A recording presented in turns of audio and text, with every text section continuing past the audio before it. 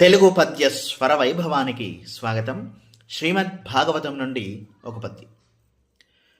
నీలగళ అపరాధియగు నీకు తనూభవనౌట చాలదా, చాలు కుమర్త్య నీదు తను జాతననన్ మది సిగ్గు పుట్టెడిన్, ఏల ధరన్ మహాత్ములకున్ ఎగ్గొనరించెడి వారి జన్మముల్ కాలుపనే తలంపజనక కుటిలాత్మక ఎన్ని చూడగన్.